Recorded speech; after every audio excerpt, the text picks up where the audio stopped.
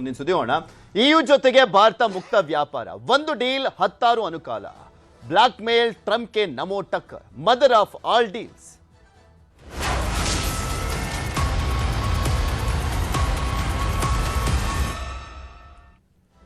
Europe ಒಕ್ಕೂಟದ ಜೊತೆ mega deal ಇವತ್ತು ಅಂತಿಮ ಆಗುತ್ತಾ, ಅದರ ನಿರ್ಧಾರ ಹೊರಬೀಳುತ್ತಾ ಅಂತ ಐತಿಹಾಸಿಕ ಒಪ್ಪಂದದ ಬಗ್ಗೆ ಹಿಂದೆ ಘೋಷಣೆಯನ್ನ ಮಾಡಲಾಗುತ್ತಾ.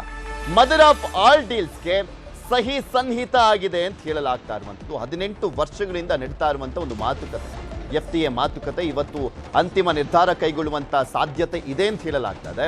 ಬೆಲೆ ಇಳಿಕೆ, ಉದ್ಯೋಗ ಸೃಷ್ಟಿ, ವಿದೇಶಿ ಹೂಡಿಕೆ, ಒಂದು ಒಪ್ಪಂದ ಹಲವಾರು ಪ್ರಯೋಜನ ಆಗಲಿದೆ. ಬ್ಲಾಕ್ ಮೇಲ್ ಟ್ರಂಪ್ಗೆ ನಮೋ ಟಕ್ಕರನ್ನ ಕೊಡ್ತಾರಾ ಇವತ್ತು ನಿರ್ಧಾರವನ್ನ ಘೋಷಣೆ ಮಾಡುವ ಮುಖಾಂತರ ಅನ್ನುವಂಥ ಒಂದು ಕುತೂಹಲ ಇದೆ. ಇದ್ರ ಬಗ್ಗೆ ಮಾತನಾಡೋಣ. ಪಟೇಲ್, ಇಲ್ಲಿ ಪ್ರಮುಖವಾಗಿ 200 ಕೋಟಿ ಜನರಿಗೆ ಅನುಕೂಲ ಆಗುವಂಥದ್ದು, 27 ರಾಷ್ಟ್ರಗಳ ಒಕ್ಕೂಟ, ಐರೋಪ್ಯ ಒಕ್ಕೂಟ ಭಾರತ ಜೊತೆ ಕೈ ಜೋಡಿಸುವಂಥದ್ದು ಎಷ್ಟು ಮಟ್ಟಿಗೆ ಲಾಭ ಅನ್ನುವಂಥದ್ದನ್ನ ನೋಡ್ಬೋದು ಅಂತ. ಅಫ್ಕೋರ್ಸ್ ಇದು ಈಗಾಗಲೇ ಅಂದಾಜಿನ ಪ್ರಕಾರ ಹೌದು, 18 ವರ್ಷಗಳಿಂದ ನಿರಂತರವಾಗಿ ಚರ್ಚೆ ನಡೀತಿರ್ತಕ್ಕಂಥದ್ದು.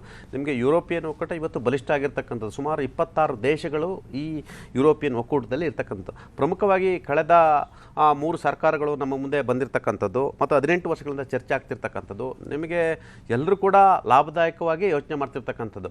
ನಿಮಗೆ 200 ಕೋಟಿ ಜನರಿಗೆ ಅನುಕೂಲ ಆಗುತ್ತೆ ಅಂತ ಹೇಳಿದ್ರೆ, ಅತಿ ಹೆಚ್ಚು ಜನಸಂಖ್ಯೆ ಯುರೋಪಿನ ಒಕ್ಕೂಟದಲ್ಲಿ ಅಷ್ಟೂ ಜನಸಂಖ್ಯೆ ಒಂದೇ, ಆ ಜನಸಂಖ್ಯೆ ನಮ್ಮದು ಕೂಡ ಒಂದೇ. ಅದರಲ್ಲಿ ಅತಿ ಹೆಚ್ಚು ನಮ್ಮಂಥ ರಾಷ್ಟ್ರಗಳಿಗೆ ಅನುಕೂಲ ಆಗುತ್ತೆ ಅನ್ನೋದು ಲೆಕ್ಕಾಚಾರ ಇರ್ತಕ್ಕಂಥದ್ದು. ಈಗ ವಿದೇಶಿ ಕಾರುಗಳು ನಮ್ಮಲ್ಲಿ 1.11 ಅಂದರೆ 110% ಟ್ಯಾಕ್ಸ್ ಇರ್ತಕ್ಕಂಥದ್ದು. ಈಗ ನಾವು 40% ಟ್ಯಾಕ್ಸನ್ನು ಹಾಕ್ತೀವಿ ಅಂತ ಹೇಳಿರ್ತಕ್ಕಂಥದ್ದು. ಮತ್ತು ಅವರ ವೈನ್ಗೂ ಅಷ್ಟೇ ಸುಮಾರು 50-60% ಟ್ಯಾಕ್ಸ್ ಇರ್ತಕ್ಕಂಥ. ಆದರೆ ವಿದೇಶಿ ಕಾರುಗಳು ಯಾರು ಬಳಸ್ತಾರೆ? ಈ ದೇಶದ ಶ್ರೀಮಂತರು ಬಳಸ್ತಾರೆ. Yes, of course. ಆದರೆ ನಮ್ಮ ದೇಶದ ಮಧ್ಯಮ, ಕೆಳಮಧ್ಯಮ, ಮೇಲ್ಮಧ್ಯಮ ಮತ್ತು ಜನರ ಬಡವರಿಗೆ ಅನುಕೂಲ ಆಗ್ತಕ್ಕಂಥದ್ದು ಹೇಳಿದ್ರೆ, ನಿಮಗೆ ನಮ್ಮದು ಸಾಗರೋತ್ಪನ್ನಗಳಿರ್ತಕ್ಕಂಥದ್ದು. ಸಾಗರೋತ್ಪನ್ನಗಳಿಗೆ ಯುರೋಪ್ ಮಾರುಕಟ್ಟೆಯಲ್ಲಿ ಅತಿ ಹೆಚ್ಚು ಬೇಡಿಕೆ ಇರ್ತಕ್ಕಂಥ. ಈಗಾಗಲೇ ಅವರು ಆಮದು ಸುಂಕವನ್ನು ನೀವು ಝೀರೋ ಮಾಡಿ ಅಂತ ಹೇಳ್ತಿರ್ತಕ್ಕಂಥದ್ದು. ನೀವು ಆಮದು ಸುಂಕವನ್ನು ಝೀರೋ ಮಾಡಿದ್ರೆ ನಿಮಗೆ ನಾವು ಬೇರೆ ಬೇರೆ ರಾಷ್ಟ್ರಗಳಿಗೆ, ನಾವು ಅಮೇರಿಕದ ಸುಪರ್ದಿಗೆ ನಾವು ಬರಲ್ಲ, ಅಮೇರಿಕ ಜೊತೆ ನಾವು ವ್ಯಾಪಾರ ಒಪ್ಪಂದಗಳು ಮಾಡಬೇಕಂತ ನಮಗೆ ಅನಿವಾರ್ಯತೆ ಬರಲ್ಲ. ನಂತರ ಮುತ್ತು ರತ್ನಗಳಿರ್ತಕ್ಕಂಥದ್ದು ಮತ್ತು ನಮ್ಮ ಜವಳಿ ಉತ್ಪನ್ನಗಳಿಗೆ ಅತಿ ಹೆಚ್ಚು ಬೇಡಿಕೆ ಯುರೋಪ್ ಕಂಟ್ರೀಸ್ಲಿ ಇರ್ತಕ್ಕಂಥ. ಯಾಕಂದರೆ ಅದು ಶೀತ ಪ್ರದೇಶದ ದೇಶಗಳಾಗಿದ್ದರಿಂದ ನಮ್ಮ ಜವಳಿ ಉತ್ಪನ್ನಕ್ಕೆ ಹೆಚ್ಚು ಬೆಲೆ ಇರ್ತಕ್ಕಂಥ. ಆ ಮುಖಾಂತರ ಎಲ್ಲೊಂದು ಕಡೆ ಇದು ಇಲ್ಲಿನ ಉದ್ಯೋಗ ಸೃಷ್ಟಿಗೆ ಅತಿ ಹೆಚ್ಚು ಸಹಾಯ ಆಗ್ತಕ್ಕಂಥದ್ದು. ಜೊತೆಗೆ ನಿಮಗೆ ನಮ್ಮ GDPಗೂ ಮತ್ತು ಆರ್ಥಿಕ ವ್ಯವಹಾರ ಕೂಡ ಅತಿ ಹೆಚ್ಚು ಸಹಾಯ ಆಗ್ತಕ್ಕಂಥದ್ದು. ಹಾಗಾಗಿ ಈ ಡೀಲನ್ನು ಮದರ್ ಆಫ್ ಡೀಲ್ ಅಂತಲೇ ಕರಿತಿರ್ತಕ್ಕಂಥದ್ದು. ಬಹುಶಃ ಇದು ಇವತ್ತು ಏನಾದರೂ ಈ ಒಪ್ಪಂದಕ್ಕೆ ಸಹಿ ಹಾಕಿದರೆ ಬಹುಶಃ ಭಾರತಕ್ಕೆ ಅತಿ ದೊಡ್ಡ ನೆರವಾಗ್ತಿರ್ತಕ್ಕಂಥದ್ದು. ಆ ಮುಖಾಂತರ ಅಮೆರಿಕಂಥ ದೇಶಗಳ ಬ್ಲ್ಯಾಕ್ ಮೇಲ್ಗೆ, ಅಮೆರಿಕ ದೇಶಗಳಂಥ ಅತಿ ಹೆಚ್ಚು ಸುಂಕಗಳಿಗೆ ತಿರುಗೇಟು ಕೊಡಲಿಕ್ಕೆ ಇದು ದೊಡ್ಡ ಅನುಕೂಲ ಆಗುತ್ತೆ ಮತ್ತು ಸಹಾಯ ಆಗುತ್ತೆ ಅನ್ನೋದ್ರಲ್ಲಿ ಯಾವುದೇ ಅನುಮಾನ ಇಲ್ಲ. ಮದರ್ ಆಫ್ ಆಲ್ ಡೀಲ್ಸ್ ಅನ್ನುವಂಥದ್ದೇ ಹೇಳ್ತಾ ಇದೆ, ಎಲ್ಲಕ್ಕಿಂತ ಒಂದು ಅಗ್ರಗಣ್ಯ ಡೀಲ್ ಇದು ಅನ್ನುವಂಥದ್ದು. ಆಮೇಲೆ 25% GDP ಇದರಲ್ಲಿ ಇದೆ ಅನ್ನುವಂಥದ್ದು ಮತ್ತೊಂದು ತೋರಿಸ್ತಾ ಇರುವಂಥದ್ದು. ಭಾರತಕ್ಕೆ ಎಷ್ಟು ದೊಡ್ಡ ಮಾರ್ಕೆಟ್ ಸೃಷ್ಟಿಯಾಗಿದೆ ಅನ್ನುವಂಥದ್ದು ಹೇಗೆ ನೋಡ್ತಾ ಇದ್ದಾರೆ? ಅಬ್ಸಲ್ಯೂಟ್ಲಿ. ಯಾಕಂದ್ರೆ ಇಲ್ಲಿ ಏನು ಎರಡು ಅತಿ ದೊಡ್ಡ ಡೆಮೋಕ್ರೆಟಿಕಲಿ ಏನು ಇಂಪಾರ್ಟೆಂಟ್ ಆಗಿರುವಂತಹ ವೇದಿಕೆಗಳು.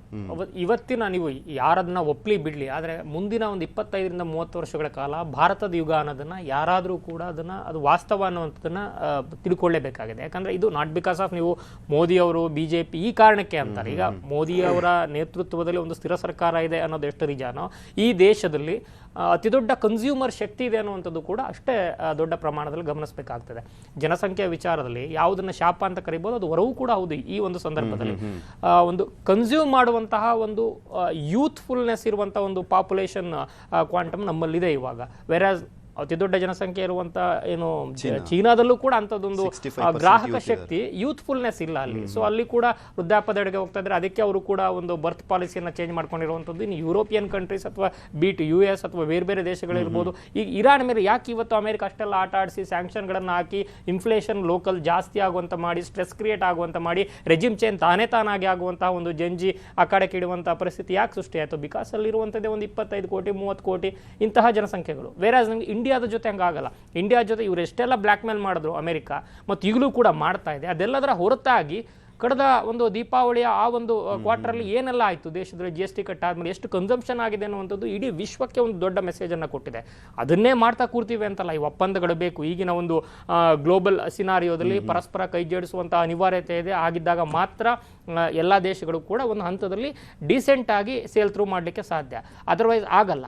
ಹಂಗಂದ ಮಾತ್ರಕ್ಕೆ ಏನು ಬರೀ ಅದೇ ಇದ್ರೂ ಕೂಡ ಆಗಲ್ಲ, ಅವರಿಗೆ ಲೋಕಲ್ ಕನ್ಸಂಪ್ಷನ್ ಕೂಡ ಬೇಕಾಗುತ್ತೆ. ವೇರಾಸ್ ಅದು ಇಂಡಿಯಾಗಿದೆ ಈ ಕ್ಷಣದಲ್ಲಿ. ಸೊ ಅದು ಒಂದು ಅತಿ ದೊಡ್ಡ ಶಕ್ತಿ ಮೋದಿಯವರ ನಾಯಕತ್ವ ಮತ್ತು ಅವರ ನಾಯಕತ್ವಕ್ಕೆ ಸಿಕ್ಕಿರುವಂಥ ಬಲದಲ್ಲಿರುವಂಥ ಒಂದು ಮೂಲ ಕಾರಣವೂ ಕೂಡ ಇದೆ. ಯಾಕೆ ಎಲ್ಲರೂ ಕೂಡ ಭಾರತದ ಮುಖ ಮಾಡ್ತಾ ಇದ್ದಾರೆ ಅಂದರೆ ಒಂದು ಸ್ಥಿರ ನಾಯಕತ್ವ, ಸ್ಥಿರ ಸರ್ಕಾರ ಇದೆ, ಒಂದು ಪಾಲಿಸಿಯ ಕಂಟಿನ್ಯೂಯೇಷನ್ ಇಲ್ಲಿ ಈಸಿಯಾಗಿ ಕಾಣಿಸ್ತಾ ಇದೆ. ಬೇರೆ ಎಲ್ಲ ದೇಶಗಳು ಕೂಡ ಚೇಂಜಸ್ ಆಗ್ತಾ ಇದೆ. ನೀವು ನಾಯಕತ್ವ ಬದಲಾದಾಗ, ಪಾಲಿಸಿ ಅಡ್ಮಿನಿಸ್ಟ್ರೇಷನ್ ಚೇಂಜ್ ಆದಾಗ ಪಾಲಿಸಿಗಳು ಚೇಂಜ್ ಆಗ್ತವೆ, ರಿಫ್ಲೆಕ್ಷನ್ ಬೇರೆ ರೀತಿ ಆಗುತ್ತೆ. ಇಲ್ಲಿ ಅದು ಕೂಡ ಕಾಣಿಸ್ತಾ ಇದೆ ಮತ್ತು ಕನ್ಸಂಪ್ಷನ್ ದೊಡ್ಡದಾಗಿ ಕಾಣಿಸ್ತಾ ಇದೆ. ಇನ್ನು ಓಪನ್ ಮಾರ್ಕೆಟ್ ಇರೋದ್ರಿಂದ ಇಲ್ಲಿ ದೊಡ್ಡ ಒಂದು ಗ್ರಾಹಕ ವೇದಿಕೆ ಇದೆ ಅನ್ನೋ ಕಾರಣಕ್ಕೆ ಎಲ್ಲ ದೇಶಗಳು ಕೂಡ ಮುಕ್ತ ಕಣ್ಣಿನಿಂದ ನೋಡ್ತಾ ಇದ್ದಾವೆ. ಆದರೆ ಅಮೆರಿಕಗಾಗಿರುವಂತಹ ಏನು ಬಲ ಮತ್ತು ಬಲಹೀನತೆಯೂ ಇದೆ. ಈಗ ಮತ್ತೊಂದು ಚೀನಾ ಆಗ್ಬಿಟ್ರೆ ಇದು ಗ್ಲೋಬಲಿ ಅನ್ನೋ ಒಂದು ಭಯ ಇದೆ. ಅಟ್ ದ ಸೇಮ್ ಟೈಮ್ ಇದನ್ನು ಕಳ್ಕೊಳ್ಬಾರ್ದು ಅನ್ನೋ ಆತಂಕ ಇದೆ. ಆ ಕಾರಣಕ್ಕೇನೆ ಈಗ ಯುರೋಪಿಯನ್ ಯೂನಿಯನ್ ಅಮೆರಿಕದ ಎಲ್ಲಾ ಧಮಕಿಯ ಹೊರತಾಗಿಯೂ ಕೂಡ ಮದರ್ ಆಫ್ ಆಲ್ ಡೀಡ್ಸ್ ಅಂತ ಕರಿತಾ ಇಲ್ಲಿಗೆ ಬರ್ತಾ ಇದೆ ಅಂತಂದ್ರೆ ಅದು ಲೋಕಲಿ ಅಲ್ಲಿ ಯಾವ ರೀತಿ ಡೊಮೆಸ್ಟಿಕ್ ಪ್ರೆಷರ್ ಅನ್ನ ಕ್ರಿಯೇಟ್ ಮಾಡಿದ್ರೆ ಟ್ರಂಪ್ಗೆ ಅನ್ನುವಂಥದ್ದು ಈಗಾಗಲೇ ರಿಫ್ಲೆಕ್ಟ್ ಆಗ್ತಿದೆ. ಅದೇ ಕಾರಣಕ್ಕೆ ಅವ್ರು ನೆನ್ನೆ ಅವ್ರ ಅಷ್ಟು ಸೆನೆಟರ್ಗಳೆಲ್ಲ ಗವರ್ನರ್ಗಳೆಲ್ಲ ಏನು ಮೆಸೇಜ್ ವಿಶ್ ಮಾಡಿದ್ದು ರಿಪಬ್ಲಿಕ್ ಡೇಗೆ, ಸ್ವತಃ ಅವರು ವಿಶ್ ಮಾಡಿದ್ದು, ಅವರು 25% ರಿವೋಕ್ ಮಾಡುವಂತ ಪ್ರಯತ್ನದಲ್ಲಿ ಇದೀವಿ ಅಂತ ಹೇಳ್ತಾ ಇರುವಂಥದ್ದು ಎಲ್ಲ ಕೂಡ ಅದರಲ್ಲಿ ಕಾಣಿಸ್ತಾ ಇದೆ. ಇನ್ನು ಇದರಲ್ಲಿ ಮೇನ್ ಆಗಿ ಈ FTA ದಲ್ಲಿ ಏನು ಕಾಣಿಸ್ತಾ ಇದೆ, ತುಂಬಾ ಪ್ರೊಟೆಕ್ಟಿವ್ ಸೆಕ್ಟರ್ ಅಂತ ಇರುವಂಥದ್ದು ನಮ್ದು ಆಟೋಮೊಬೈಲ್ ಇಂಡಸ್ಟ್ರಿ. ಸೊ ಅದರಲ್ಲಿ ಬರೀ ಹೈ ಎಂಡ್ ಕಾರ್ ಅಂತಲ್ಲ, ಸುಮಾರು 16 ರಿಂದ 20 ಲಕ್ಷದ ಕಾರ್ವರೆಗೂ ಕೂಡ ಕೆಲವು ಬ್ರ್ಯಾಂಡ್ಗಳಿದಾವೆ. ಬೆನ್ಸ್ ಇರ್ಬೋದು ಅಥವಾ ರೆನಾಲ್ಟ್ ಇರ್ಬೋದು, ಇಂಥ ಕಾರ್ಗಳೇನಿದೆ ಭಾರತದ ಮಟ್ಟಿಗೆ ಅದೇ ಹೈ ಎಂಡ್ ಅನ್ಸುತ್ತೆ. ಸೊ ಅದರಲ್ಲಿ ತುಂಬಾ ಹೈಯೆಸ್ಟ್ ಟಾರಿಫ್ ಇದೆ. ಸೊ ಅದನ್ನ ಆದಷ್ಟು ಏಕಾಏಕಿ ಅಂತಲ್ಲ, ಅಟ್ಲೀಸ್ಟ್ ಅಪ್ ಟು 40% ವರೆಗೆ ನಿಲ್ಲಿಸಿ, ಅದಾದ್ಮೇಲೆ ಇಲ್ಲಿನ ಇವಿಯ ಸೆಕ್ಟರ್ ಅನ್ನ ತಲೆಯಲ್ಲಿ ಇಟ್ಕೊಂಡು ಡೊಮೆಸ್ಟಿಕ್ ಇವಿ ಪ್ರೊಡಕ್ಷನ್ಗೆ ಹೊಡೆತ ಬೀಳದ ರೀತಿ ಇವಿ ಕಾರ್ಗಳನ್ನು ಹೆಚ್ಚಿಗೆ ಬಿಟ್ಕೊಳ್ದೆ ಮತ್ತು ತುಂಬಾ ಪ್ರಮುಖವಾಗಿ ಡೈರಿ ಪ್ರಾಡಕ್ಟ್ಸ್ ಇರ್ಬೋದು, ಫಾರ್ಮ್ ಪ್ರಾಡಕ್ಟ್ಸ್ ಇರ್ಬೋದು, ಈ ಸೆಕ್ಟರ್ ಅಲ್ಲಿ ನಮ್ಮ ಸ್ವದೇಶಿ ಹಿತಾಸಕ್ತಿಗಳಿಗೆ ತೊಂದರೆ ಆಗದೆ ಇರೋ ರೀತಿ ಒಂದು ನೀಟಾಗಿ ಒಂದು FTA ಮಾಡಿರುವಂಥದ್ದು 20 ವರ್ಷಗಳ ಎಲ್ಲಾ ಚೌಕಾಸಿಯ ಹೊರತಾಗಿ ಈಗ ಒಂದು ಕ್ಲಿಯರ್ ಕಟ್ ಆಗಿ ಕಾಣಿಸ್ತಾ ಇದೆ. ಅದಕ್ಕೆ ಟ್ರಂಪ್ ಕೂಡ ಪ್ರತ್ಯಕ್ಷವಾಗಿ ಪರೋಕ್ಷವಾಗಿ ಕಾಂಟ್ರಿಬ್ಯೂಟ್ ಮಾಡಿದರೆ ಅಲ್ಲಾಗ್ತಾ ಇರುವಂತಹ ಒಂದು ರಾಜತಾಂತ್ರಿಕ ಮತ್ತು ಜಾಗತಿಕ ತಿಕ್ಲುತನಗಳ ಕಾರಣದಿಂದಾಗಿ ಇಡೀ ಒಂದು ಗ್ಲೋಬಲ್ ಆರ್ಡರ್ ಅನ್ನ ಮೇಂಟೈನ್ ಮಾಡಬೇಕು ಅಂದ್ರೆ ಇಂಡಿಯಾ ಇಸ್ ದ ಕೀ ಅನ್ನುವಂಥದ್ದು ಎಲ್ಲರಿಗೂ ಕೂಡ ಗೊತ್ತಾಗ್ತದೆ. ಆಕ್ಚುಲಿ ಇದು ಅಮೆರಿಕಕ್ಕೆ ಸೆಡ್ಡನ್ನ ಹೊಡಿತಾ ಇದೆ ಅನ್ನೋದಕ್ಕಿಂತ ಭಾರತಕ್ಕೆ ಒಂದು ಓಪನ್ ಮಾರ್ಕೆಟ್ ಸಿಕ್ಕಿ ಅಮೆರಿಕ ಲೆವೆಲ್ಗೆ ನಾವು ಬೆಳಿಬಹುದು ಅನ್ನುವಂಥದ್ದು ನೋಡಿ, ಇದು ಬ್ಲೆಸ್ಸಿಂಗ್ ಇನ್ ಡಿಸ್ಗೈಸ್ ತರ. ಈಗ ಅವ್ರು ನಮ್ಮನ್ನು ಬ್ಲಾಕ್ ಮೇಲ್ ಮಾಡಕ್ ನೋಡುದು, ಅಟ್ ದ ಸೇಮ್ ಟೈಮ್ ನಾವು ಎಷ್ಟು ಇಂಪಾರ್ಟೆಂಟ್ ಅನ್ನೋದನ್ನ ಬೇರೆ ರಾಷ್ಟ್ರಗಳು ಕೂಡ ತೋರಿಸ್ಕೊಡ್ತಾ ಇದಾವೆ. ಟಕ ಅಂತ ಅಷ್ಟು ಸ್ಪೀಡ್ ಆಗಿ ನಿಮ್ಗೆ ಏನು FTAಗಳು ಬೇರೆ ಬೇರೆ ದೇಶದ ಜೊತೆಗೆ ಆಗ್ತಾ ಇದಾವೆ. ಕೆನಡಾ ಪ್ರಧಾನಿ ಕೂಡ ಬರಕ್ಕಿದ್ದಾರೆ. ಈಗ ಯುರೋಪಿಯನ್ ಡೀಲ್ ಆದ ನಂತರ ಬೇರೆ FTAಗಳೆಲ್ಲ ಕ್ಲಿಯರ್ ಆಗಿ ಬೇಗ ಆಗ್ತಾ ಇದಾವೆ. ಸೊ ಅಮೆರಿಕಾಗೆ ಡೊಮೆಸ್ಟಿಕ್ ಪ್ರೆಷರ್ ಜಾಸ್ತಿ ಮಾಡ್ಲಿಕ್ಕೆ ಅವ್ರು ಏನ್ ಬ್ಲಾಕ್ ಮೇಲ್ ಮಾಡಬೇಕು ಅಂತ ಹೊರಟಿದ್ರಲ್ಲ, ಆ ಒಂದು ಬ್ಲಾಕ್ ಮೇಲ್ಗೆ ಮೌನವಾಗಿದ್ದುಕೊಂಡೇ ಸರಿಯಾದ ರೀತಿಯಲ್ಲಿ ಏನು ಉತ್ತರವನ್ನು ಕೊಡ್ತಾ ಇರುವಂಥದ್ದು ಕೇಂದ್ರ ಸರ್ಕಾರದ ಈ ಒಂದು ನಡೆಗಳ ಮೂಲಕ, ಮತ್ತು ಆ ಮೂಲಕ ಭಾರತದ ಶಕ್ತಿಯನ್ನು ನಾನು ಹೇಳಿದಂತೆ ಮುಂದಿನ 2-2.5 ದಶಕಗಳವರೆಗೆ ಭಾರತದ ಶಕ್ತಿ ಏನಿರುತ್ತೆ, ಏನಾಗಬಹುದು ಅನ್ನೋದನ್ನು ಕೂಡ ಎಲ್ಲ ಡೀಲ್ಗಳು ಕೂಡ ತೋರಿಸ್ತಾ ಇದೆ. ಓಕೆ, ನೋಡೋಣ ಏನೇನಾಗುತ್ತಾ ಅಂತ.